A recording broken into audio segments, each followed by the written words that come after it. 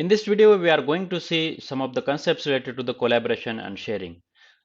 Up till now, in this course, we have seen many things about data sets, visuals, reports. Then we have seen how to create dashboards as well. However, the last point which is pending, which is about the collaboration and sharing. Whatever reports or whatever dashboards which we are creating, how to share it with others.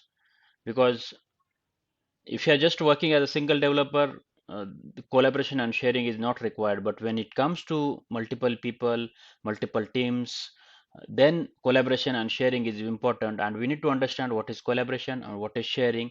And the last point, which is about the Power BI mobile as well.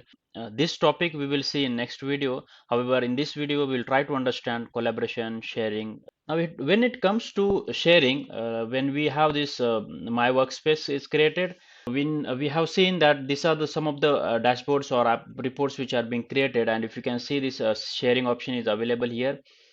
We can see for this report is available, share is option available here. For this dashboard as well, it is available. Only thing is for data sets it is not available because we cannot share the data sets as it is something which is not relevant. This is one option to share it, and if you just open one of the report as well from here, means whatever we have created, we can share it from there as well. When we open it, you can see that there is an option which is available here. If you can just click on here, we can get an option of sharing. Right now we have this trial version, so it is not available and we need to upgrade it to use this collaboration and sharing feature. However, when we use this sharing option, when we click on this sharing option, we can get a screen where it will ask for the email IDs or the user IDs for that people who with whom we wanted to share our applications.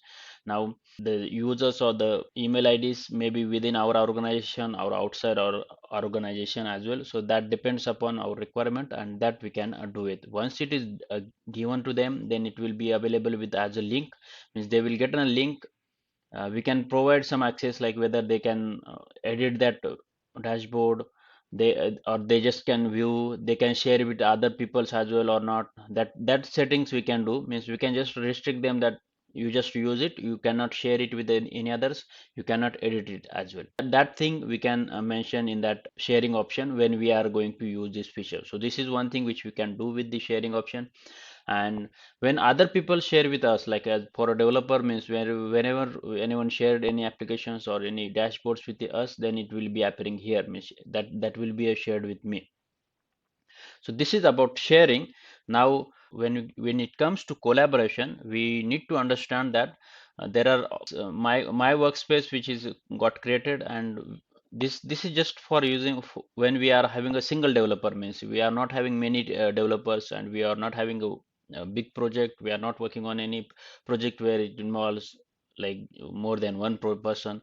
That time we can use this my workspace. However, when it comes to working with the multiple team members or multiple projects, then we need to create a workspace. So in that case, we can create workspace. Now this option is also is not available in trial version, but we can do it, and I will just tell you means what does it contents. So basically this workspace will have this all options of which are the people or which are the teams which needs to be given access to that particular workspace. So that workspace will again contain reports, dashboards, and data sets, but to which developers we need to give access. So maybe some of the developers will actually work on that particular reports or dashboards. Some may not work, so they can just view the reports. So these depend upon the access or that type of roles we can specify. So that role may be admin, maybe a developer, or just a view access. So that kind of things which we can specify while creating workspace. So workspace is when it's created, then we can have these options available, and then we can share that workspace with others as well with the help of sharing option. Now the third thing is apps. In apps, so this is something which is an apps which is available here. It is basically useful for the end users. Means whenever we are creating any apps, we can publish it to on these apps applications, and then that can be used by others or other developers or other people within organization or outside organization can publish their apps in this app section, and from there we can get it. Now you can just click on this get apps, and you can see there are various apps which are created uh, by other people. It can be all apps within organization or outside organization, but organizational apps as well. May suppose we do have some people who are in our organization, we can get it now. There are template apps as well, which is available, means we can use it, means there are different apps we can try to use it. I will show it one app to you in another video how to use this. So these are the different things which we can do and we can get it, means once we get it now, once we click on this get it now, we can get it available here in our applications, and that can be possible to use it. Now these are the three things. However, if questions comes, means when to use workspace, when to use app. Basically, when it comes to a developer, we should use my workspace. When it comes to multiple developers, we can create workspace, we can collaborate that workspace with other teams, other developers. So that can be done with the workspace.